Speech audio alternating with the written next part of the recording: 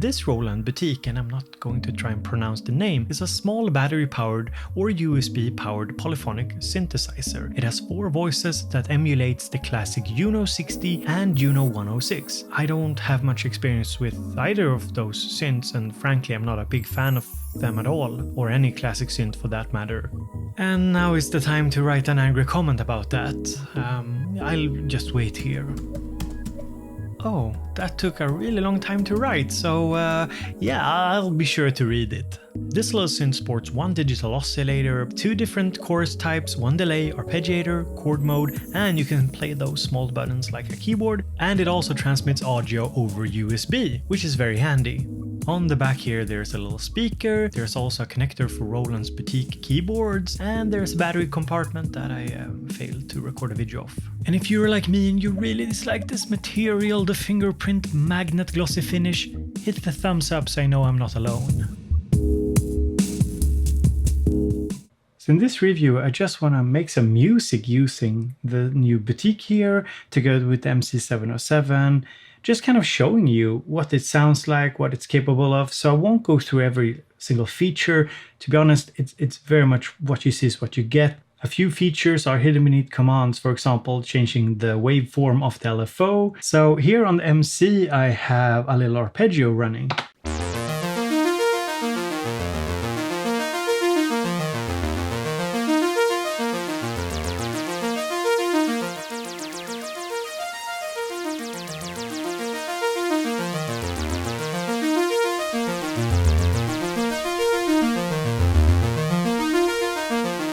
We have 2 different choruses as well as a delay.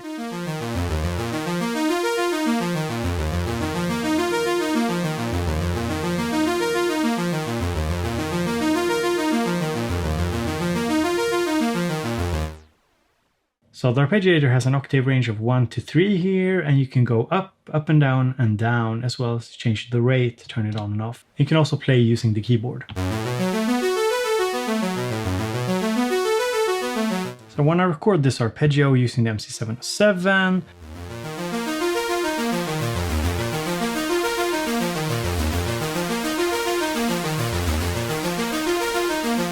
now I'm going to send the audio to the H9 here, so I'm just going to go on.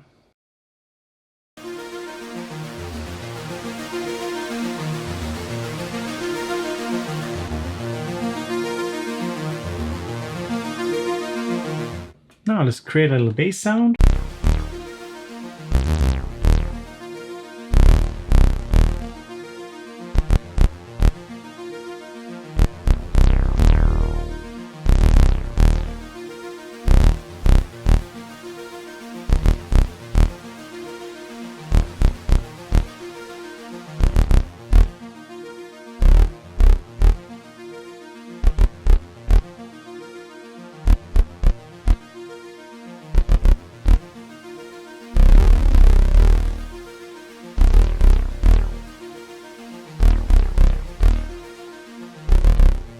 And let's add some drums.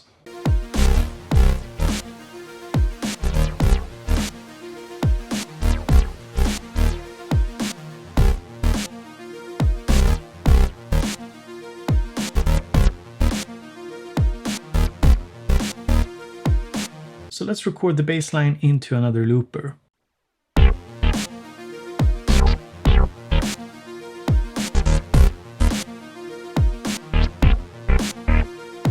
And I think we need a pad sound.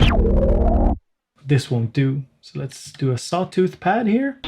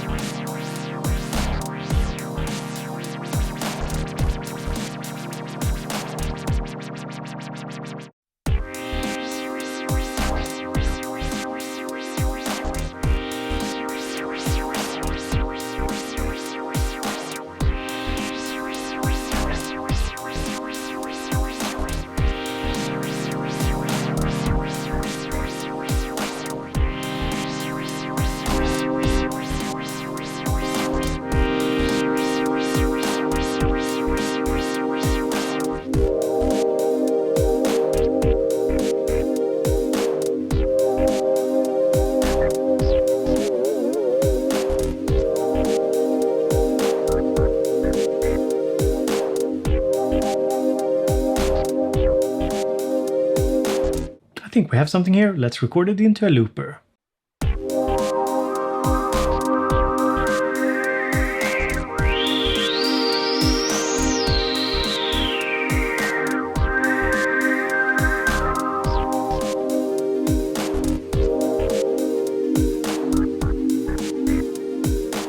And just to touch on a few of the features that I'm using, I use the hold mode and the arpeggiator to create sustained arpeggios.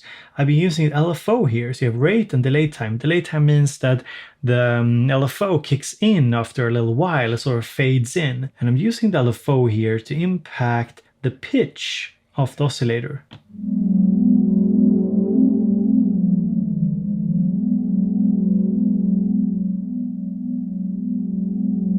But I'm also using it to impact the frequency, the filter.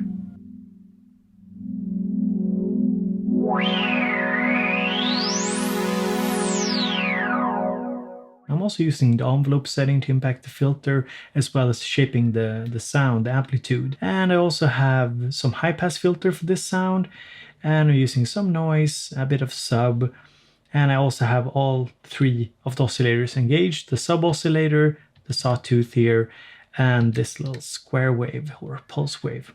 I think it's a square. You can correct me in the comments, I'm sure you will. Now to top it off, let's create some kind of lead sound.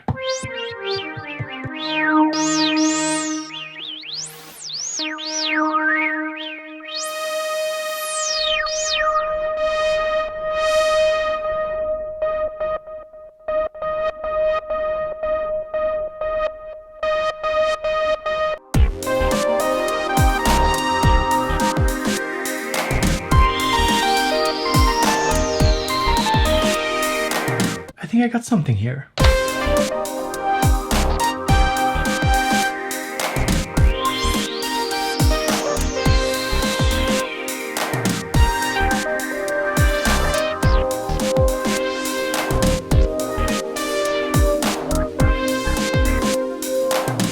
Let's add the pulse and create another looper here. Hit record, hit the clip and record it.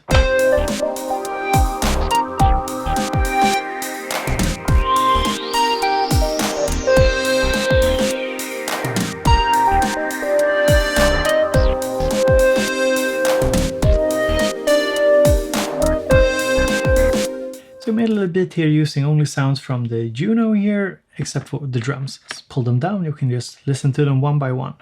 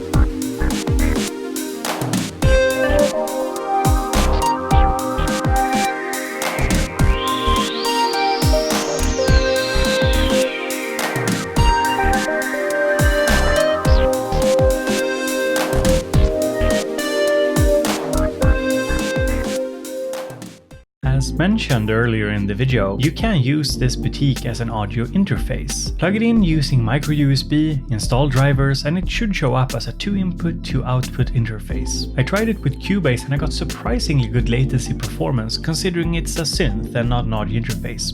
I tried recording audio using the mini jack stereo input and the result was acceptable. It doesn't rival something like the Arturia AudioFuse 8 Pre sitting on my desk, but it's a nice feature that some might find useful. And while connected to a computer, you can actually use it as a MIDI keyboard too. But while it works as an audio interface, remember that it lacks many convenient features of fully fledged interfaces like XLR inputs, phantom power, dedicated headphones volume, etc.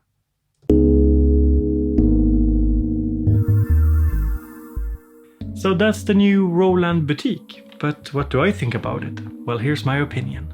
So to be very honest, the Boutiques have never been my favorite line of synthesizers. But there's no denying that Roland is doing something right here.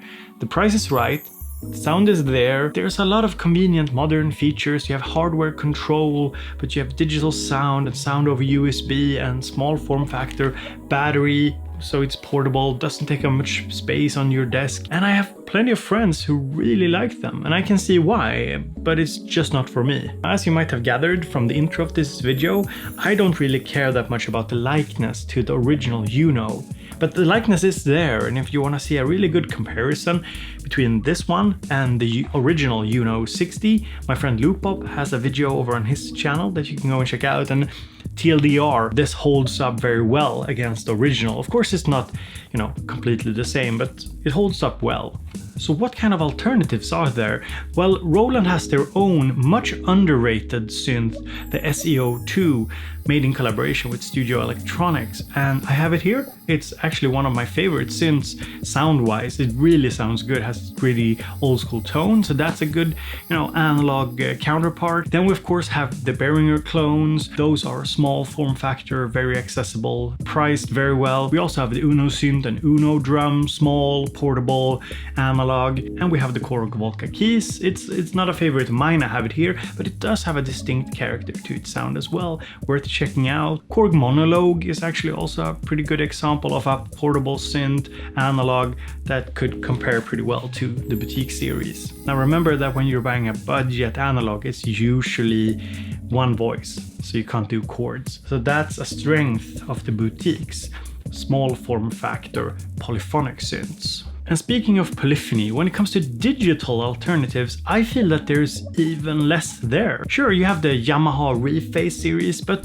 considering the size, it's about this big, and the way they work, it just doesn't feel like the same thing. Sure, they're battery powered, so portable, they have speakers, so in that way they're similar to a Boutique. It's just something about the whole size and the way they're designed that makes me think that they are more for keyboard players that wants to have something small on stage, rather than somebody wanting a module for sound design inside your studio. I think that maybe the Waldorf Blofeld could be an interesting alternative, and of course the Korg Volca series, because they share this small form factor, battery power, then there's plenty of models to choose from. So essentially, if you want something versatile and really small and battery powered, it's either the Boutiques or the Volcas. But maybe you can help me and us and leave a comment down in the comment section with what you think are good alternatives to the Boutique series. And yeah, you can write original JUNO-60 if you want to be a little, I've read the comments online. I know some of you want to go there and make those comparisons, but I honestly think we should look at the Boutiques as what they are.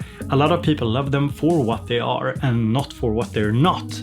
They're not the exact replication of an older synth. It's just kind of carrying on a small part of that legacy in terms of the sound, but in many other ways it's just a totally brand new series of products, and we should look at them like that and not cling to the past too much. That's my opinion. So final thoughts about this Boutique and the Boutique series. I think that Roland is actually doing something very good with the Boutique series. It's an interesting product line, small, portable, battery powered, polyphonic, replicates the sound of these classic synths, but in a much more modern form factor. And no, it's not analog.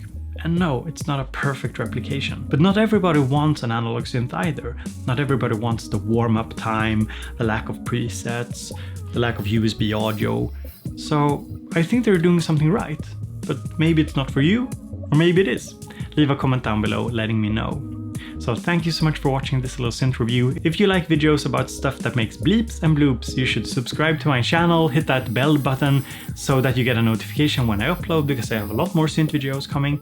And if you really like what I do and want me to be able to spend more time, more energy on these reviews and synth demos, please head over to patreon.com/bowbeats and help me out.